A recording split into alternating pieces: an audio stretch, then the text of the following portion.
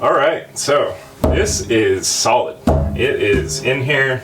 It is not going anywhere, and our tank is officially a tank now. No longer just a void. So what I've done this morning off camera is come in here, sanded down our little fillet here that we made last time. Made sure to sand anything that got on the sides here down, wiped everything down with Xylol, and then I've mixed up a big batch of thickened epoxy, and what I'm going to do is just squirt it into the crack here. A lot of this is filled up, but there are still like some little voids, so we're going to squirt that into the crack, and then we're going to make a fillet here, and then we're going to lay fiberglass down. So you know, I haven't like cut up the fiberglass or anything. We'll kind of do that all together, but I just wanted to start out by sealing the little crack that was left over from last time, and then we'll build up a fillet, we'll lay fiberglass down, and then we're pretty much done. I mean, from that point, it's just a sand and paint, and this thing is finished. But, you know, as I mentioned last time, we are in the middle of moving right now. We've already started packing up our house. We're flying down to Florida next week to go look at some houses to buy. And we've got a lot going on. So I just wanted to wrap this up to leave the viewers with a good resolution. And then once we ship the boat down to Florida, we can pick back up and make it look pretty and then move on to the next project. Or maybe we'll just move on to the next project and paint it later. So anyhow, this will be a nice little resolution. And yeah, I'm going to get to work.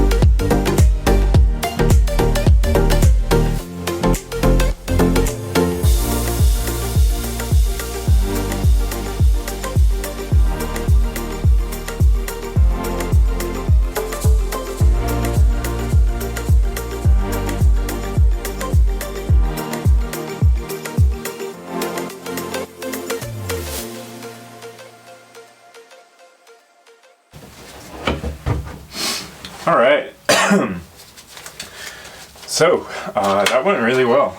I was a little worried about this, but I think it's great. I'm only doing one layer of fiberglass. It's not like a huge structural load thing. As a matter of fact, hopefully it's most of the time not going to be under very much load at all.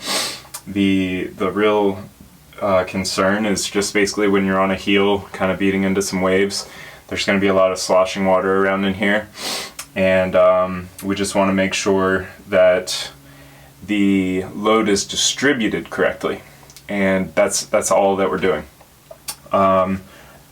So that's what's so great about this, is that this tank is tied into the hull, it's tied in to our pan here, it's tied into the entire structure of the boat up here, so that that load is distributed properly. Also, everything is very flexible, so everything is made out of fiberglass that's no more than ½ an inch thick at the thickest parts, and you can even see I can kind of bounce up and down a little bit here. Everything's going to kind of flex, and so it's not going to be so rigid that we're going to have choke points where it'll crack, because everything's going to kind of be fluid. So that's one of the great things about fiberglass and epoxy. It has a little bit of elasticity in it. So yeah, what you saw is me laying down a few strips here, and then I went in and put in some thickened epoxy in the corners up here, just to make it easier for me to sand and be able to get into the corners to sand before painting. So both of those I just kind of loaded up with some thickened epoxy. I got this new sander, which has been really great. It's what I sanded this little radius down with earlier, and it's really neat. Like, you have this little thing here, and it moves, so you can have different angles. Dust port here, which I don't know how well that works, but at least it's there. And this little radius up here is going to be like perfect. It fits right in there. So this is a great addition to the family of tools. And this one is Win. I'm sure it's some Chinese knockoff thing I got for like $25 on Amazon. Hopefully it lasts. The DeWalt one was like $225. There's no way I could afford that. But yeah.